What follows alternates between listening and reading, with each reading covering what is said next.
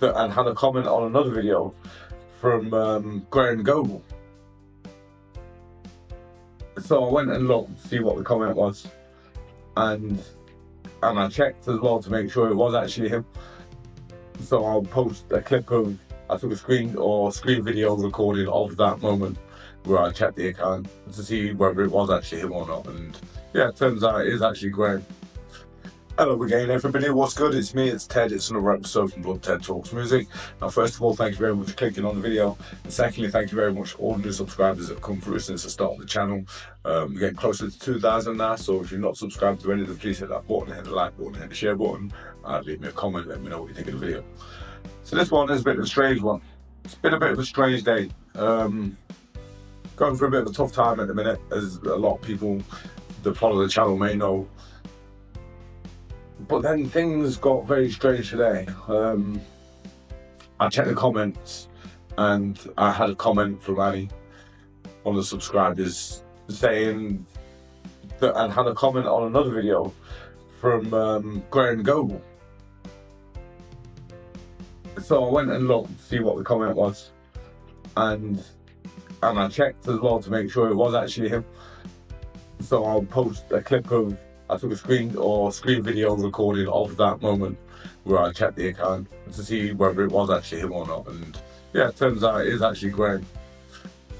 So I'm very surprised, first of all, that he's found the video. I do have a suspicion that somebody else that commented a couple of days ago may have sent him that as well, because I don't know, it just seems like it's connected somehow. So maybe he knows Graeham. I don't know. Well, first of all, I want to start off by saying that this isn't me slagging Graeham off, having a go at Graeham. You know, respectfully, he's wrote some great music, he's made some great music. I've reacted to one of the performances that he did with Eve and John, which was Silent Night, which was mind-blowing. It's emotional. I can't remember. I think I got upset on that one. I think it was just before Christmas I saw it, and yeah, it was very emotional. Great performance from all three. So to see the comment that I received today from Graeham surprised me. You know, some of the words that he used there, like, you know, I want to start off by saying he did say that John gave, I can't remember what the words was, but he gave a great performance basically of the song. He said vocally he was like perfect, or vocally he was brilliant, whatever it was.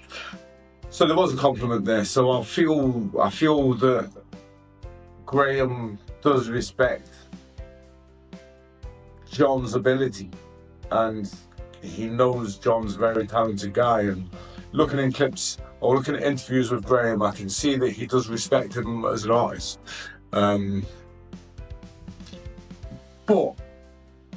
he then follows that up by saying that he turned, this is, by the way, this is in reply to a video on Please Don't Ask Me, which was on, I can't remember what the show was, it was a daytime TV show. And Graeham basically says that he turned the song into a cheesy cabaret song. And I've seen him say before, similar about John being that he's a cheesy cabaret act, or cheesy act, or cabaret act. So in one sense, does he respect him as an artist? It's conflicting. I don't know. Graeham, if you see this video, which you saw my other video, so it's very possible you'll see this one. It's got your name in the title, so it'll probably get thrown into your timeline, and I know you'll probably end up watching it. If you do, you know, I'm not trying to have an argument with you, I'm just trying to get to the bottom of this. You know, obviously, I think 2021 was it, or 2023, can't remember what year it was, but I think 2023, I think it was, you responded to something that John had said about his days in Little River Band, and you know, he'd left because of arguments in the band, and you know, you said that never happened and you parted on good terms. You know, but obviously what John's saying is different. I cannot comment on that. I wasn't in the Little River Band. Would love to have been, would love to have been. Can't sing a note, can't play the guitar, can't drum. I will dance for you. I will. Obviously, you know, Little River Band are still together, but not with the same lineup. That's completely different. But yeah, I'd have been a dancer. I'd have danced. I'd have whatever. But yeah, like, what is the story, Graeham? Like, are you a fan of John? Are you a friend of John? Or do you like have like some kind of bitterness towards him? You know, does this stem all the way back from LRB days, if that is the case, or is this a more recent thing from what John wrote in his book about, you know, he was more or less tied down on stage. You know, his microphone stand was taped to the ground and various other things, like he wasn't allowed to shine. And I've seen you say in an interview as well that, you know, John joined Little River Band. Little River Band didn't join the John Farnham Band. And I get that, I do get that. You know, John joined Little River Band and you didn't want to be a backup to that. You know, but John was huge. So my thoughts on this is, why book him? Why give him a job? If you didn't want, so you knew that John was, you know, he was doing all right, but you knew what he was capable of, and you knew what he was going to become. Then why have him in the band and then make comments years later saying that you didn't join the John Farnham Band? You know, like, I get it, but don't offer him the job in the first place if you already know how talented he is, and you know how far he's going to go with it. Don't offer him that job, and then the situation doesn't have to arise. And my personal opinion, and correct me if I'm wrong, my personal opinion on this is, this isn't stemming from what John wrote in his book or things that he said. I think this does stem from the days of Little River Band, and I think at that time you needed somebody. And once again, please forgive me if I'm wrong. Please let me know if I'm wrong. Respond to this. If you'd like, we can discuss this on a video. We'll meet up on a Zoom call or whatever, and we'll discuss this on a video. But I feel like at the time,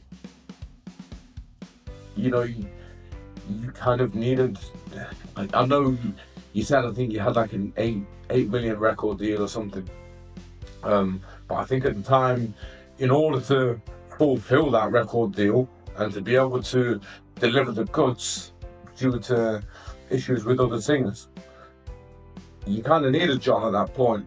And in the back of your mind, you knew which direction it was going to go, and John was going to become bigger than the group, and that went on to happen. But then you did hold on to that bitterness, and you tried to like hide that through these comments and these compliments that you give to John, saying that, you know, his vocally is perfect. And so there is these odd comments scattered around. If you look for them, you do make a lot of compliments, but like I said, there's a lot of backhanded compliments as well. And, you know, to call him a cabaret act, and, you know, John was huge in Australia, and, you know, in the UK and elsewhere, he wasn't really given that opportunity. He wasn't picked up where he should have been. And I think now probably labels and record stations, radio stations probably regret some of those decisions, just knowing how big he became. But it's too late to go back on that. And I know this is true, because if you go on YouTube, which you obviously do, and look for John Farnham reactions, there's a lot of people now discovering worldwide, and his music's starting to travel again, and, you know, and in turn, there's a lot of new people discovering Little River Band, not how they are now, but how you used to be, you know, in the good old days, in the great days. So it's a good thing. It's like, support John, say nice things, you know, be his friend. Like, everybody's getting older now. Why be like, You know, John's been poorly. It's, you know, don't hold on to these feelings and this bitterness. Let it go. It's too late for all that, mate. And once again, I'm not saying any of this out of disrespect. You've wrote some absolutely amazing songs, mate. You've wrote some great music, and you've given some great performances. I myself personally have just discovered a few songs today, which I thought were great. Not just little room bands, but you and I think, is it your brother? You know, doing like, yeah, you were great. So don't spoil that legacy by having these little things about John. Like, what's the point? Let's just let go of it now. Let's all move on. Let's be friends. You know. And again, you're probably not hearing what I say. I'm just a guy from England who is a fan of the music. It's not important what I say, but you know, I think I myself and the rest of the fans would love to see a friendship come out of this again. And you know, and I mean, John's probably not going to be able to perform again, which is, you know, it's a shame. You know, he's been singing around the house, which is brilliant. He's doing it for himself, and it's probably making him feel better that he's able to do this at home. Obviously, you know, he's not going to be able to go and give a performance like that. You know, I mean, who knows? Maybe you never know what's around the corner. You know, it'd be amazing if he did, but we can't hold our breath there.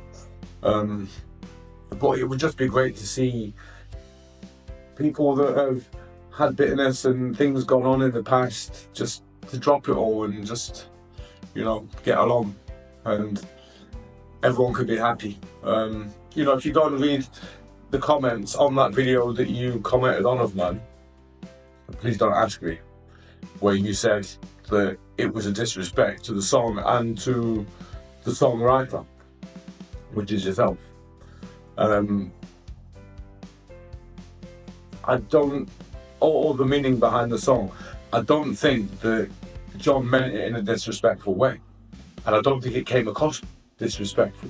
If you read through the comments, everybody loved it. The only two bad comments that I've had were from you and your mate, who's obviously sent you the link.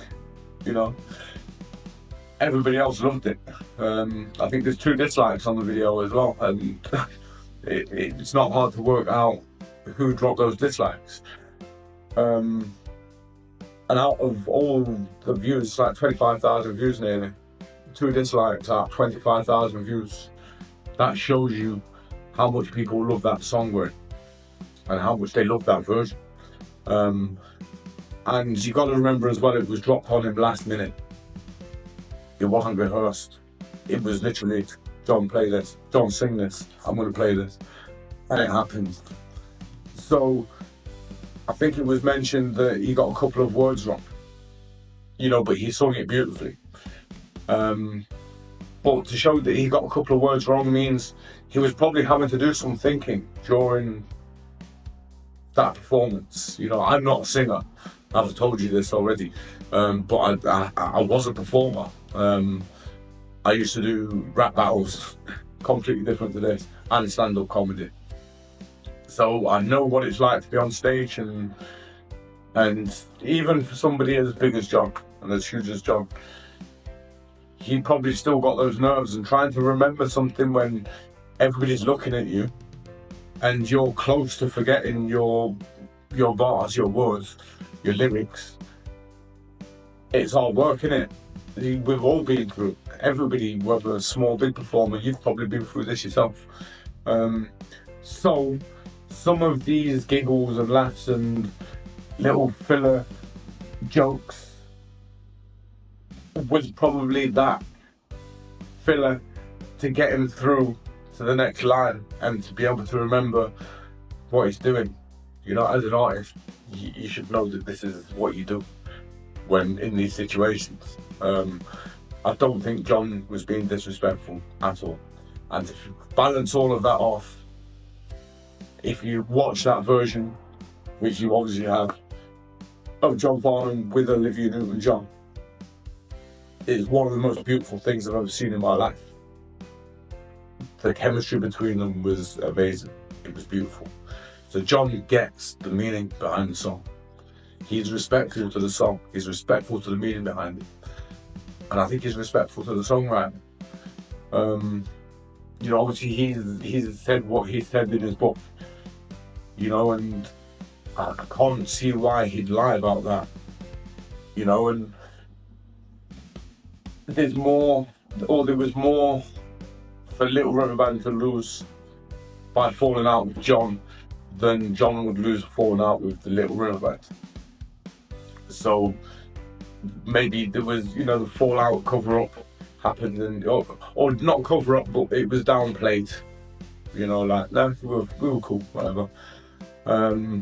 Just so that people didn't pick sides. You know, this is how I feel about it, and this is my opinion. And like I said, I can be wrong. I could be wrong about it. You know. So yeah, Graeham, I'm offering you the chance to come and speak to me on a video and put your side across and tell me where I'm wrong and why I'm wrong, because it's a discussion I think that needs to be had, and even if you don't have that discussion with me, I think it does need to be had with somebody and kind of get to the bottom of it, because all the little comments it's pointless and it's not nice. So yeah, that's it. I'm gonna call it a video. So if you're still here with me, thank you very much for watching. And like I said, Graeham, please don't take this as a disrespect. I respect you.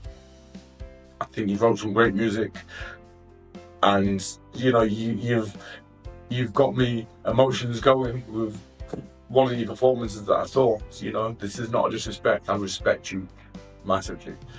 So please don't take it wrong. But that's my opinion on the situation. So that's it. So I'm going to call it a video. So thank you very much for watching. Like I said before, if you're not subscribed already, please hit that button, hit the like button, hit the share button, and leave me a comment. Let me know what you think about this situation. And would you like to see me speak to Graeham on the subject? Let me know that in the comments. And hopefully he may come on. So thank you very much for watching. It's been me, Ted, and I shall see you all later.